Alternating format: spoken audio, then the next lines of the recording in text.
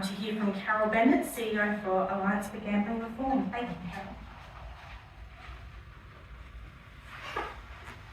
Well, thanks, Rebecca, and a big thanks to both you and Andrew for being the co-conveners of the first ever Parliamentary Friends Group for Gambling Harm. In fact, we've never had any kind of focus on gambling in this place, really, so it's fantastic, and it's terrific that all the work that you've done in this space, and thank you for convening this group, and thank you to the members of Parliament who have joined the group, and all of our members that are here today. I'd like to start by acknowledging the traditional owners of the land on which we're meeting today, the Ngunnawal and the Ngambri peoples, and pay my respects to their elders, past, present and emerging. I just want to quickly acknowledge our fantastic team. Kate Zazelja is here with us today. Kate heads up our Voices for Gambling Reform team, so lived experience of gambling reform. Nick Newen, where's Nick? Nick's filming down there. He's with our team. And we've also got Amanda's over there, Amanda Power, who's on our board. Tim Costello, who needs no introduction, is not here today. He's our chief advocate, but as you well know, Tim's done a lot of work around advocating for reducing gambling harm. I'd also like to acknowledge our two amazing speakers today. Gavin Bennett is somebody who has lived experience of gambling harm. He's going to be speaking to us today via his mum, Lynn, who's on the screen. Thanks for being with us, Lynn.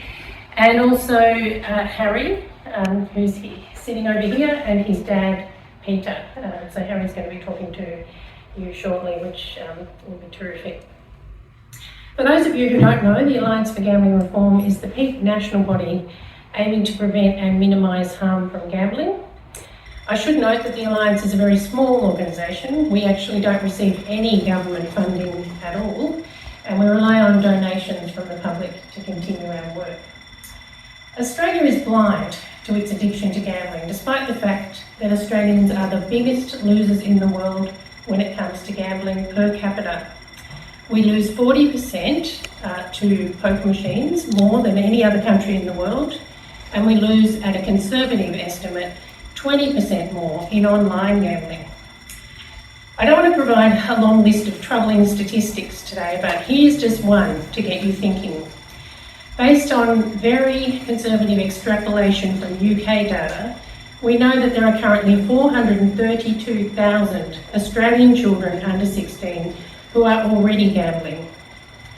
We don't like to admit it, but the impact of gambling is borne by individuals, by families, by workplaces, communities, our justice systems, schools, our safety, productivity and well-being. Harm from gambling includes everything from relationship difficulties and links to domestic violence, health problems, depression, anxiety, emotional and psychological distress, individual and family financial problems, issues with work, study, cultural problems, criminal activity, and unfortunately far too many deaths to suicide. But that's gambling related. Gambling should clearly be a public health issue. And just as we try to protect the community from any other products that cause harm, particularly to our health and well-being, we should have evidence-based measures to reduce gambling harm. We regulate motor vehicles to reduce the harm they cause. We regulate alcohol. We regulate drugs, food products, workplaces, entertainment. The gambling industry has sold Australians the lie that there's a small minority of problem gamblers, and that gambling is just part of a unique have-a-go larrikin culture. Come and have fun with your mates. These platitudes encourage us not to think about how gambling products are deliberately and expertly designed to maximise addiction and profitability. The blaming of irresponsible gamblers provides cover for a rapacious industry that becomes more profitable the more it targets losers. We ignore the way gambling companies exploit the vulnerable, and that allows us to double down on our ongoing failure to regulate potentially very harmful gambling products in any meaningful way that restricts the damage that they can do. We've seen many Royal Commissions, inquiries, reports, such as the recent New South Wales Crime Commission report, which have all shown how poor our regulation really is. It's enabled widespread money laundering, criminal activity and harm right across our communities. Gambling has now captured our sport. It dominates advertising. It's a permanent online presence, and our phones are gambling machines. Our culture is saturated in gambling, in advertising, promotions, inducements, and the ready availability of gambling products. The Alliance is most concerned about the rapid growth in online gambling and our failure to safeguard the most vulnerable communities in our country, and particularly our kids. The Alliance has really welcomed the national inquiry into online gambling. We've provided a submission, we've provided evidence, and we look forward to working with the committee as it hands down its findings. Our key recommendations include a ban on the broadcasting of gambling advertisements, a ban on credit for gambling, and a call for both a national regulator and a national gambling strategy. It's not surprising that the gambling industry disregards and dismisses any serious attempts to reduce harmful gambling, partly because any such attempts would reduce their profitability.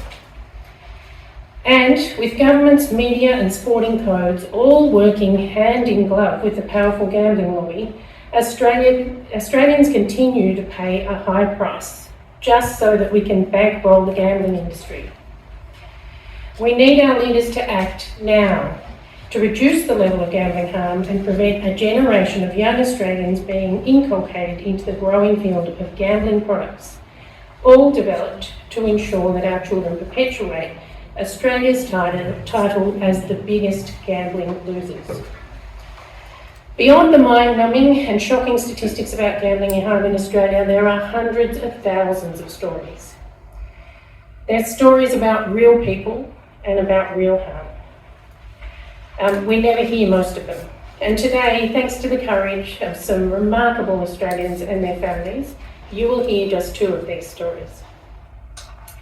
I hope that the takeaway message in this forum today is not only that gambling products can and do cause harm, but that we're facing a public health crisis that needs urgent attention now. Thank you.